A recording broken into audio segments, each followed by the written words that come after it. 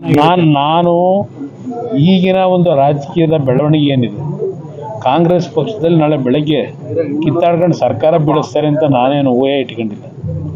ನನಗೇನು ಆ ಒಂದು ಭ್ರಮೆನೂ ಇಲ್ಲ.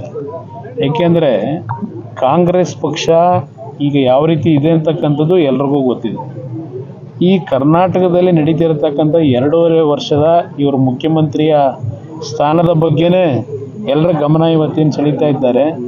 ಆ ಮುಖ್ಯಮಂತ್ರಿಯ ಕುರ್ಚಿಗೆ ಎಷ್ಟೇ ಪೈಪೋಟಿಗಳಿದ್ರು ಸಿಕ್ಕದಂಥ ಅವಕಾಶವನ್ನು ಬಿಡೋದು ಬೇಡ, ಎಷ್ಟು ದೋಚಬೇಕೋ ದೋಚೋಣ ಅನ್ನೋದಕ್ಕೋಸ್ಕರವಾಗಾದರೂ ಮುಖ್ಯಮಂತ್ರಿಗಿರಿ ಸಿಗದೇ ಇದ್ದರೂ ಸಿಕ್ಕಿರತಕ್ಕಂಥದ್ರಲ್ಲೇ ಲೂಟಿ ಮಾಡೋಣ ಅಂತಕ್ಕಂಥ ಭಾವನೆ ಇಟ್ಕೊಂಡಿದ್ದಾರೆ.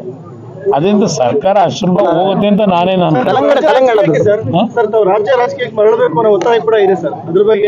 ಯಾವಾಗ ಬರಬೇಕು ಆವಾಗ ಜನ ಕರ್ಕೊಂಡ್ಬರ್ತಾರೆ ಸರ್. ಬಿಹಾರ ಚುನಾವಣೆ ಯಾವ ರೀತಿ ವಿಶ್ಲೇಷಣೆ ಮಾಡ್ತೀರಾ ಸರ್? ಬಿಹಾರದ ಚುನಾವಣೆ ನಡೆದಿರತಕ್ಕಂಥದ್ದೇ ಬೇರೆ ರೀತಿ. ಅಲ್ಲಿ ನಿತೀಶ್ ಕುಮಾರ್ ಅವರ 20 ವರ್ಷ ಸುದೀರ್ಘ ರಾಜಕಾರಣದಲ್ಲಿ ಜನಸಂಪರ್ಕದಲ್ಲಿ ಅವರಿರ್ತಕ್ಕಂಥದ್ದು ಒಳ್ಳೆ ಆಡಳಿತ ಕೊಟ್ಟಂತ ಹಿನ್ನೆಲೆಯಲ್ಲಿ ಅಲ್ಲಿಯ ಒಂದು ಚುನಾವಣಾ ಪ್ಯಾಟರ್ನ್ ಬೇರೆ, ಕರ್ನಾಟಕದಲ್ಲಿ ನಡೆಯತಕ್ಕಂಥ ಚುನಾವಣಾ ಒಂದು ಸಿಸ್ಟಮ್ ಮುಂದಿನ ದಿನಗಳಲ್ಲಿ ಬೇರೆ ಇದೆ.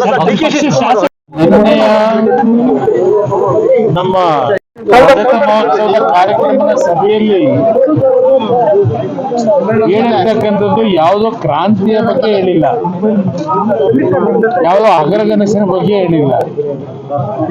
ರಾಜ್ಯದಲ್ಲಿ ನಡೀತಾ ಇರತಕ್ಕಂಥ ಈಗಿನ ರಾಜಕೀಯದ ಬೆಳವಣಿಗೆಗಳ ಹಿನ್ನೆಲೆಯಲ್ಲಿ ಇವತ್ತಿನ ರಾಜಕಾರಣ ಯಾವುದೇ ಪಕ್ಷ ಯಾವುದೇ ನಾಯಕರುಗಳು ಏನೇನು ತೀರ್ಮಾನಗಳು ಮಾಡ್ತಾರೋ, ಏನು ಡೆವಲಪ್ಮೆಂಟ್ ಆಗುತ್ತೋ ಅಂತಕ್ಕಂಥದ್ದು ನಾವು ಯಾರು ಊಹೆ ಮಾಡ್ಕೊಳ್ಳಿಕ್ಕಾಗಲ್ಲ. ಏನು ಬೇಕಾದರೂ ಆಗ್ತಕ್ಕಂಥ ವಾತಾವರಣಗಳಿದೆ.